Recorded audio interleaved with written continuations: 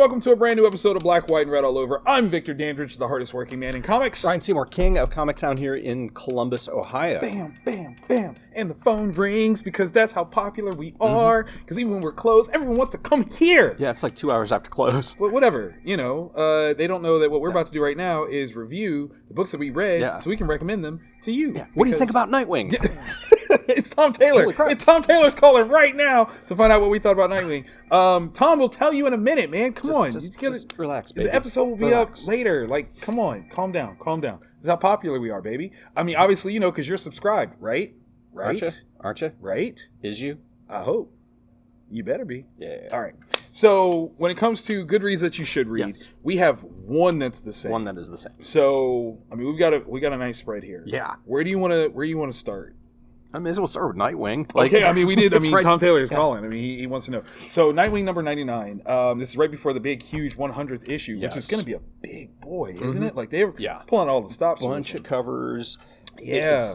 It's going to be great. It's super dope. Okay, so Tom Taylor, as aforementioned. We got Redondo on the art, which is freaking brilliant. Amazing. Okay, so we also have fill-ins with Geraldo Borges, fills in on a couple of pages.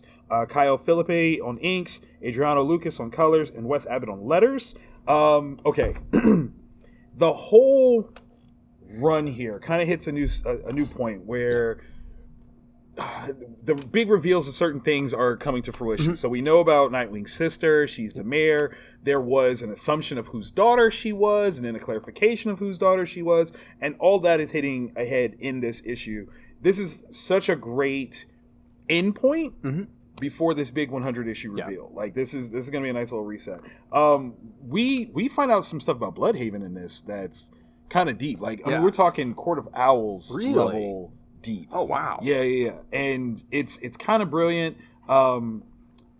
Somebody makes some mistakes. Like, this guy, he makes some mistakes, thinking that he knows what's up, and he don't know. He does not know. He does not know. And we get like an introduction to a nice little interesting mystery for Dick Grayson within the Bloodhaven mythos. Interesting. That's gonna be it's Tom Taylor, man. Like, that guy, one day he's going to be something in this industry. I'm just telling you, like, just keep an eye on him, because one day he's going to write something prolific, and it's going to be amazing. So, it's a name to watch, Tom Taylor. Yep. Trust me, I'll put $1 on it. One of these big companies is going to pick him up, and it's going to be really good when they do. And it's a huge week for Nightwing and Dick Grayson. We'll get to that in a little bit. Yes. All right, I'm going to go with a horror anthology one-shot. That looks amazing. It's really, really fun. Yeah. All right, from Source Point Press, if I learned to speak the English right. It's hard sometimes. I'm not the smart. So, it's two stories. First one's written by Garrett Gunn, art and logos by Kit Willis, lettering design by Dave Lentz, edited by Christine Blanc, original character design by Wallace and Gunn, created by Garrett Gunn. And then the second one, The Direville Devil, the first one was called Shank. The second one, Direville Devil, written by Josh Werner, art by Kayla Valerio, lettering by David Lentz, cover A art, Kit Wallace, radio cover. All right. So, this is total fantastic, the 1980s slasher action. Okay. Starts off with two lovers sitting on a boat having a romantic evening, and then kind of like talk about, it's the anniversary of the killer. Why you bring that up on a romantic time? Like, that's such a bad plan. And it works out horrible for the couple. And it's so... Yeah. That panel is top notch. Okay, all right. And in fact, there's the brain. So it's just like total 1980s John Carpenter style slasher horror. You can taste that. And that's Shank. And then the Direville, Cleaver County, also 1980s style, but like that sort of sinister, like occult, I'm making a deal with the devil story. Nice. Okay. And great art. Both of these things are awesome looking. That is just... Nope. That's a whole lot of no. Right? And... Yep, there you go. I don't know why there isn't an album cover with that artwork. And you'll know when you buy this and read it and get to that page, you're like, that's a good one. That really feels like a good one. Like maybe a goat horror album cover. Yeah. The Shank Creatives team, they're busy this week because they also had another. They had an issue of Good Boy come out, right? Yeah. So big stuff from Source Point Press. Big shout out to the whole squad. Like they're doing big things. Mm-hmm. Doing big things is how you do it. Okay. As my separate but equal goodness, Rogue Sun number 9, Ryan Parrott, Rena, Marquez, Carey. Okay, so this this is fun because and really this is kind of poignant for me because I've often compared Rogue Sun to Invincible, right? Yep. In terms of a type of story, superhero story feature, this is a very similar vibe. You got this kid that's inherited this mantle from his father. His father's not necessarily everything that he understood or wanted in his life. Like there's key pieces that are very Invincible-esque. And this, what we are seeing is how both the human side of the Rogue Sun, persona, Dylan and his lifestyle being in high school and the antics that he gets up to, are tumultuous. This is what happens when time happens, things move on without you, and he's not the nicest guy to begin with. So he's borderline super unsympathetic when something doesn't go his way. And I think that's one of the most interesting things. I mean, obviously called Rogue Sun, you're like, oh, maybe this is about that. Like he's not the right son. He's not the one that you want. So it plays into this really, really kind of clever means. But then we get introduced to this villain, and this villain is a problem, like a major problem. Looks very evil. Yes, very evil. Yes, dripping in evil. And, so the idea of what Dylan has to deal with in terms of being the superhero that he's not really prepared for whatsoever, his own lifestyle of being kind of a D-bag is catching up to him. And then his newfound siblings maybe trying to help, but not necessarily going about things in the best way. So we're gonna get some fun pieces.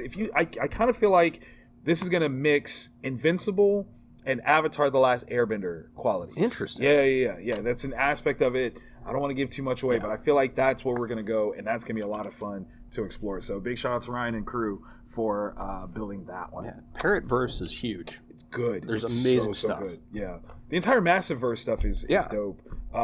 Between Radiant Black, Radiant Red, Pink, and all the different Dead Lucky colors. It's dope. It's dope. So check it out. Yes. All right. I had to put it back. That would have been a tough choice for me because, all right, Something's Killing the Children, number 27. James Tinian IV, Huerta de la Rera, and Miguel Muerto. All right, so this is probably the most frightening monster that they've gone up against yet. So I didn't even read it. Is it really that good? Of course it is. Yeah. All right, so Erica Slaughter, monster hunter extraordinaire, who's also now being hunted by the group that she used to work for because she's not exactly following protocols. She's not. She's letting people know stuff. And the people that she works for are kind of monsters themselves. And in this issue, it's delicious. So they know what the monster is. Yeah. And they're trying to straddle the line between involving the police in a way that helps the civilians. Right. And getting her to that monster in a way that she will be successful in killing it. Okay. Before her management team comes through and gets to fires help her. Yes, that's very much. So we get hints at what this monster can do, and we finally get to see. No. I'm sorry, that was spoilery. I didn't mean to say that. That's my bad. Woo! Yes. So if you've been following this book and you want really, really horrific, jacked up, oh my god, that's amazing. Werther, what happened to you as a child type artwork about a monster? That's the one. That's the one. He's like the sweetest man. Like, so very kind, and yet the imagery that comes from his pen is pure darkness. Nothing but darkness. Yeah. Thank you for that, though. It's fantastic. It's so good. James and Werther paired together are just... Whoever did that, that's a deal with the devil. It had to be. Right? Like, somebody burned a child, and they're the one that's killing the children in order to make these books happen. Would you stop reading it if you found out, that's what they did? They actually... I would read it even harder. I would read it so harder. Something's killing children? Me! So I can get more of these books. Let's go to the barbecue. The books are so good. Sacrifice a baby. It's worth it. Come on. It really is. Killing trees and babies to make these books. So bad, but it's so good. So good. Speaking of the dead. DCeased. This is from IDW, an IDW original, which I do appreciate the showcase, because IDW does a lot of corporate-owned licensed material. So to designate, like, hey, no, this is different. Is it Cavan Scott, you think? Is that how you say that? And then Nick Brokenshire. I grabbed this because I thought the cover was interesting. Like, just in general. Like, I didn't know anything else about it. I thought the cover was interesting. And so it gives off like a real like sci-fi horror vibe, like kind of like Alien, like the original Alien. Yes. And man, it maintains. Like you get in the inside, the art has a real McRae kind of vibe to it. Oh, that's a perfect. And, just the family structure, the family dynamic, and if before we get into it, if this actually was possible, you know, America would have this done. Like we would be doing this. We would have been done it, right? Like, not only would we do it, we'd be good at it. Yeah, like really good at it. Okay, so here's the thing that I love about this: they don't bury the lead. Like by page 2, you understand exactly what kind of world we're in right now, and what's really impressive is so the way that this starts. From a writing standpoint, the way this starts, it seems like, okay, you're just telling us how this world works. Yeah. This is a personal connection to our main character. Yeah. And the carryover from that, I was like, oh, good job. Like, what a great transition. So when you when you get into what this job is. Yeah. By the second time, dude was like, is this safe? And no one answered him. I was like, it's not safe. I don't want to be here. I don't want to be here. Right. At all. Think of where you find yourself in the social strata. And then you're asking that question. Like, it's so bad. Right. Like you know you don't have it. You got no pull. You have no leverage whatsoever. And I think that, so psychologically speaking, that was one of the best parts is like when you have this situation happening and you're feeling for some of these characters and you realize you have no legs to stand on. Yeah. What they tell you to do, you have to do it. Yeah. This is not an optional. This is, I'm going to call. No, you're not. Yeah. There's no one to call. There's, because this is happening in international waters, right? Right. Which I think is the point. Yeah. International waters. And then you have the occultish rationale behind it. Yeah. Yeah. There's a natural resource or supernatural resource that's discovered in this story. Yeah. And there is a way to mine it, to gather it, and it takes place on a ship out in international waters, so you can skirt every human rights violation. Every single last one. That's happening. Because there are definite human rights violations. Yeah. And OSHA, like there's just nothing right about this. And these people that are at risk, can we say what they are? Yeah. Right. These are prisoners. Yeah. Like from federal penitentiaries. Yeah. They're being sent from the U.S. to this boat in international waters to mine this resource that they are able to get on this ship. And I'm not going to tell you what it is because that's the story. That's the story right there. And they are not safe at all. And like at all, psychologically, physically, and they're trapped on this boat with this stuff. Yeah, because the picture of what they're dealing with, and they've got a classification system for them. Yeah. And even the powers that be don't fully understand what it is that they're doing. Right. That's the messed up part. Yeah, that's the other thing is it's not a science at this point. This is we're making this up as they go along, and that's the greatest part. Yeah, like the concept of this is strong. And strong. The severity of it from that action by that person at the tail end of that first issue, I don't like. That's and the thing that I love about it is that clearly, based on the last person that we see, this is not a secret. Yeah, like I mean, it's a secret, but it's not a secret. If you're of certain channels, you know, and so now this is amazing. Yeah, absolutely amazing. Yeah. That's DCeased, man. That was a good one. Really good. That one, like Nightwing, was also very tough to put on the Goodreads you should read. Right. I mean, this was like a really weird week in that DC dominated everything. Yeah, yeah.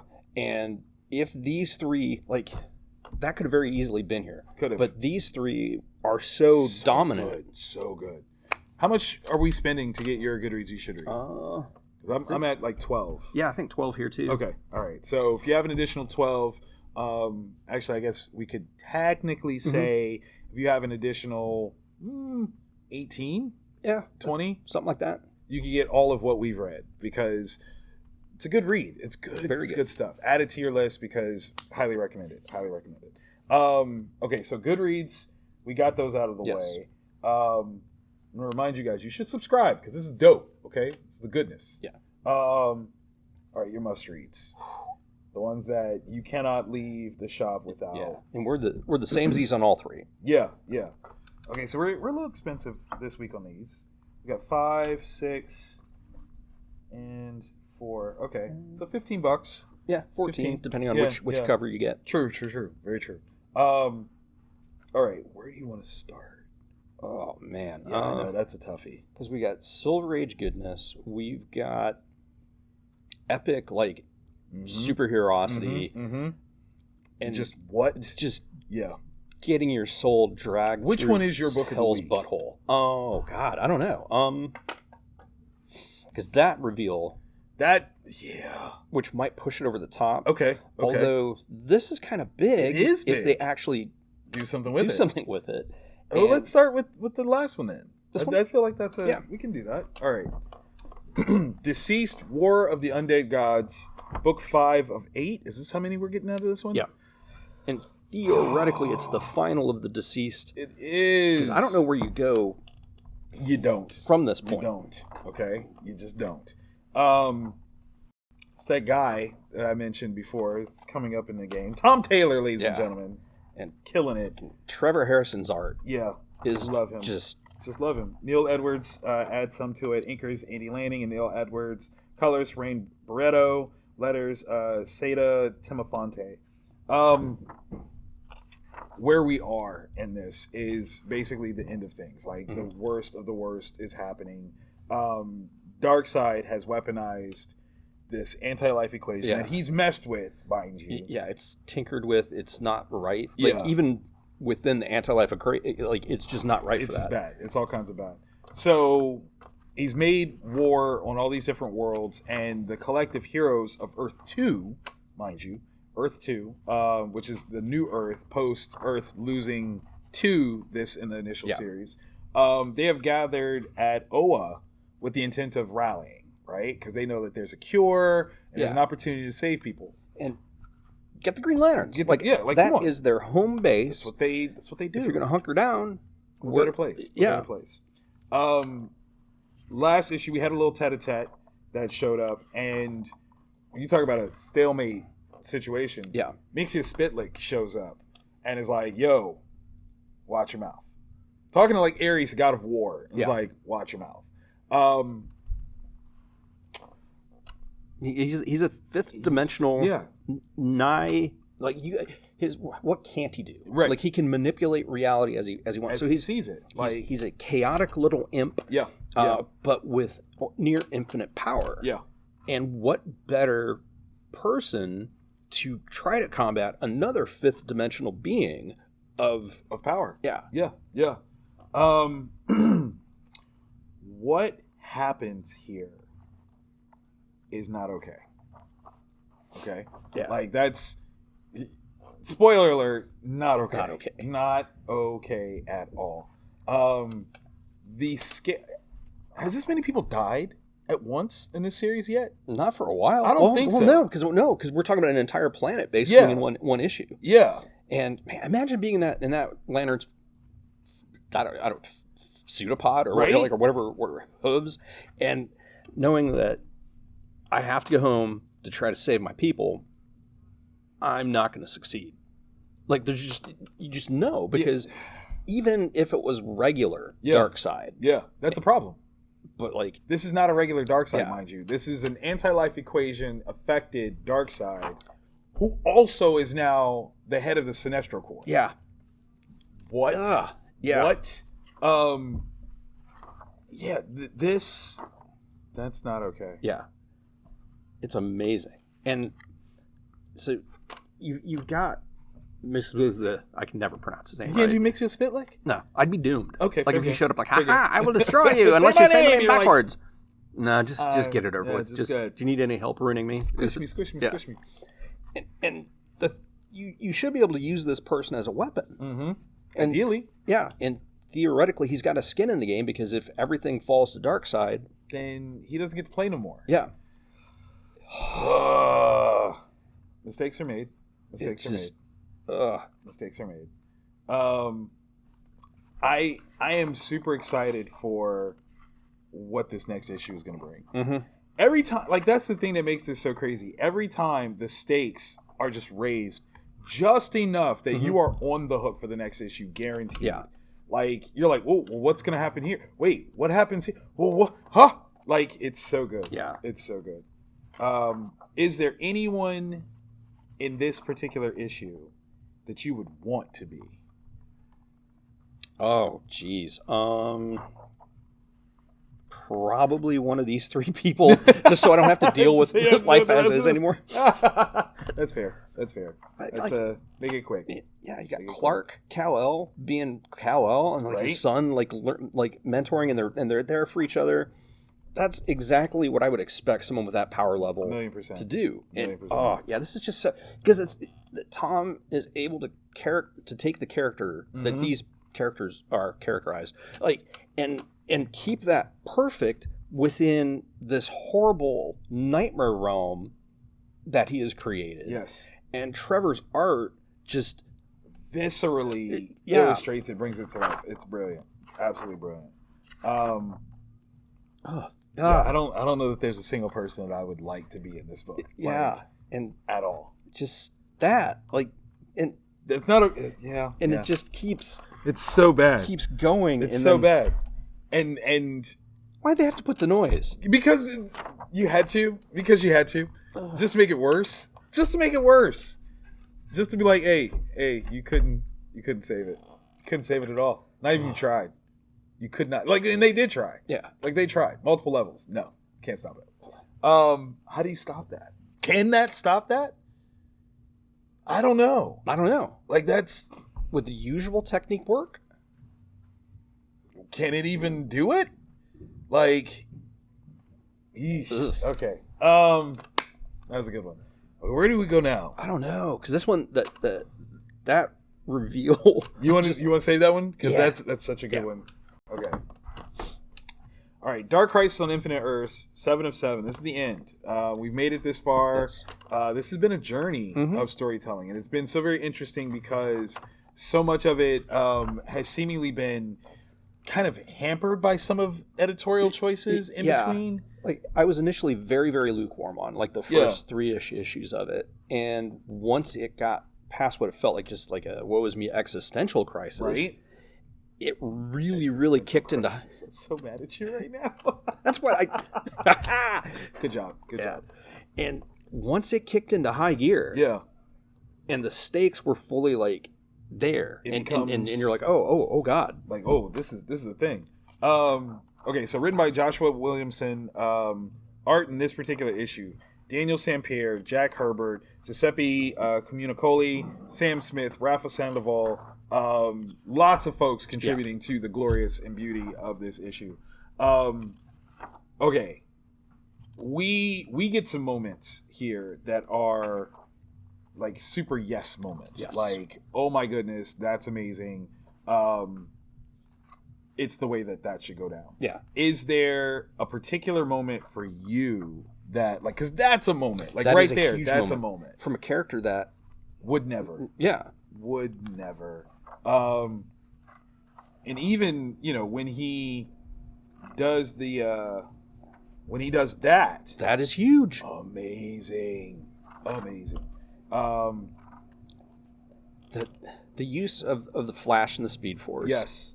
The use of that iteration of a certain character that I will not spoil was really, really cool. And I like their mask. The mask is amazing. Super dope.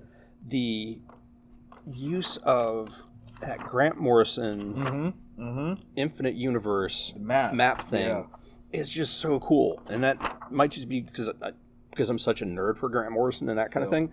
But it's the DC multiverse. Yeah. Like it is there. Dick Grayson. Listen.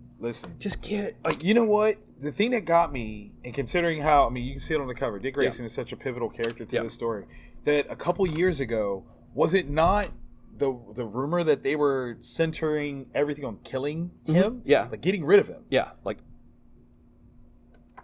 look at that comeback. Yeah. Look at that comeback.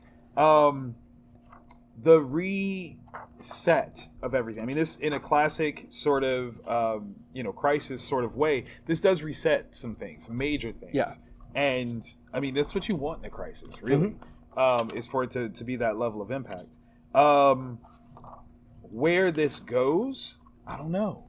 I have no idea. And I think that's the most exciting part. Yeah, because there's a certain potential changing of the guard Yeah. that's hinted at. Yeah. And I'm wondering, is this a version of 5G? Like that Dan Didio, amazing longtime editor-in-chief of DC, was working on. And I'm wondering if this is the parts of it that the current DC editorial were like, yeah, We'll pick these. Yeah. We'll pick these pieces. Because it almost is time for changing the guard, like a legitimate. You've got DC is known for their legacy characters, and giving them the time to shine. Yeah. Like Dick Grayson, we've all known is potentially a better Batman than Batman, Without question. because he's learned from Bruce's mistakes. Yep. Him there, Clark's son John. Yeah. Truly a hero of many worlds. Like, If Marvel can succeed with Miles Morales, why can't DC succeed that's a good point. with Dick and John? That's a good point. So, yeah, no, it's something I'm really looking forward to. And then there's it better not be a throwaway. Oh, that can't be. That Because cannot be. this is one of the heaviest players. Yeah. In like behind the scenes stuff in the DCU. I need to understand who that is. Right, I don't know either. Because there's a lot of representation here that's like, wait, what? Yeah, that's a whole lot of. I don't want that combined with that. With any of it. Not at all. And whatever is that janky, sketch ass looking. It's a problem, is what that is. A huge problem. Yeah, and I think this is going to be picked up on because New Dawn, I think, or what's it called? Dawn of the DCU is going to be the Free Comic Book Day book for DC in 2023. Okay. So I think it might be a little bit before stuff kicks in. Got you. But this person's plan is both I understand and at the same time, like, oh, I don't know if that's. And I abhor that plan. Please don't do that. But they've got a point. Like that's one of the best things about that kind of character is they're not completely wrong. That's the best part, because they're not coming at it from a villainous standpoint. Yeah. They are truly doing what needs to be done. Yeah. And looking at, when it comes to crisis, all these different things. What's at the centerpiece? How many times do you have to let this happen? And I think they could do that. That's going to be a really cool story if they let that character do those things. It wrapped up really, really strong. Yeah, it did. It actually had a stronger ending than beginning. Yeah. Which, okay, all right, I'll take that. Normally event books fizzle out at the end. Right. Like, and this is like the opposite, where it's like, no, this is it. This is the meat and potatoes right here. Speaking of meat and potatoes, you talk about a meal that takes time. And only if you have an understanding, a reference, does it hit as hard as it needs to. Ladies and gentlemen, we're talking Batman Superman World's Finest, number 10. How many people are not gonna? They're not. There's a bunch of people that aren't gonna get this. Oh man, that sucks. Right? It just dawned on me. There's a whole bunch of people that aren't gonna understand the 1-2 punch that this just became. Yeah. Like, okay, Mark Waid, Dan Mora, Tamara Bonvillain.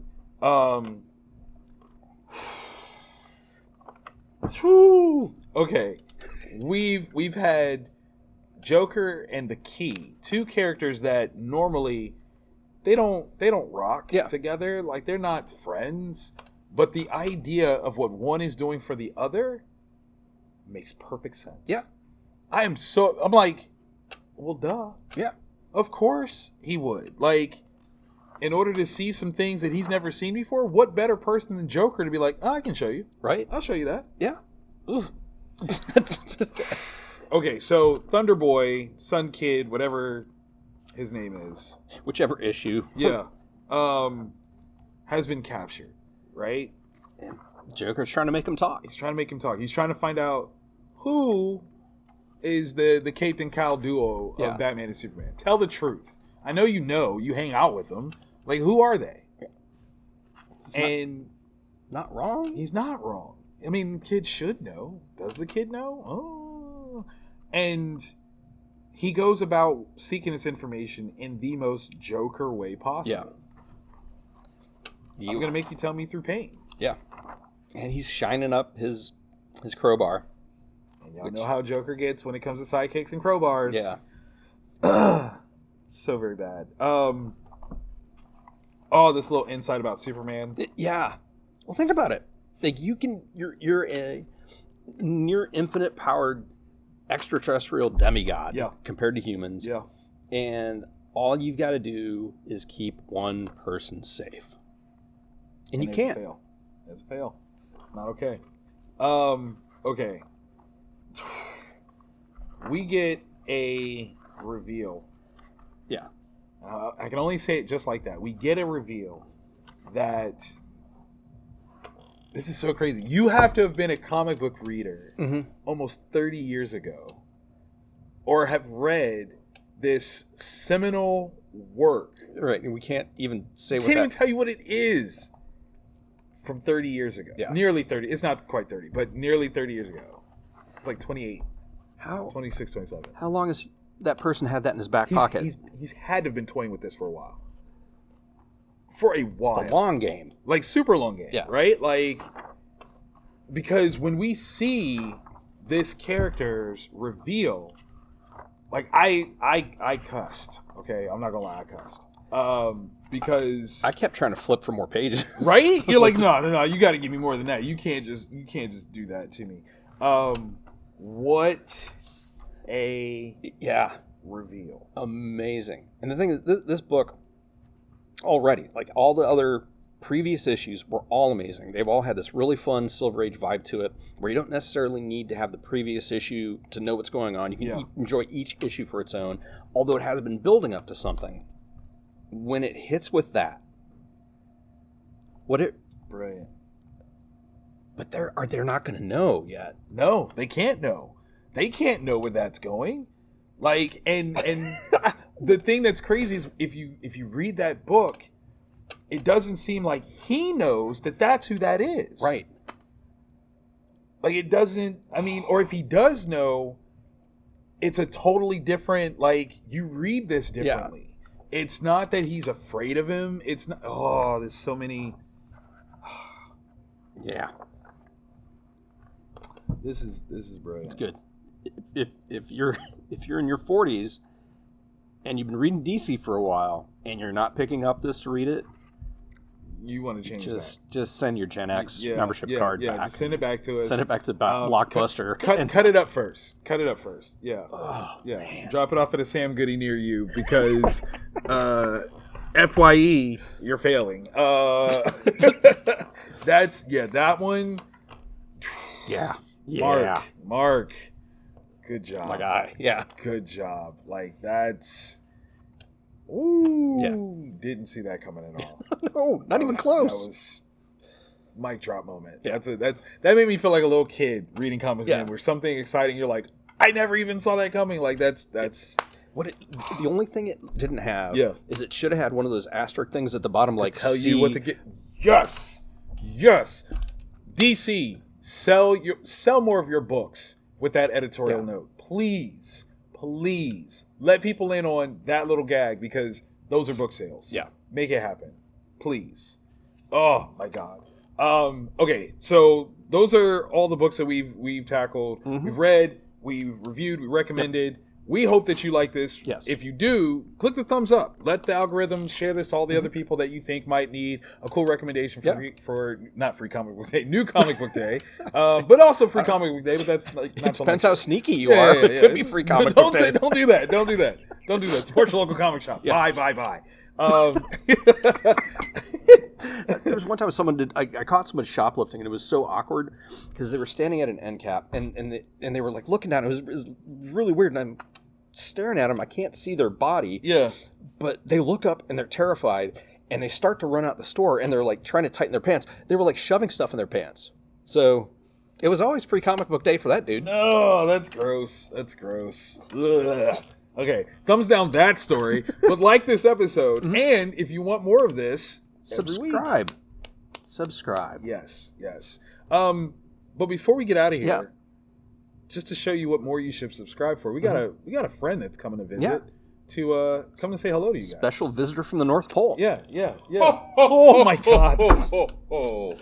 Hey Santa. Hi Victor. How are you?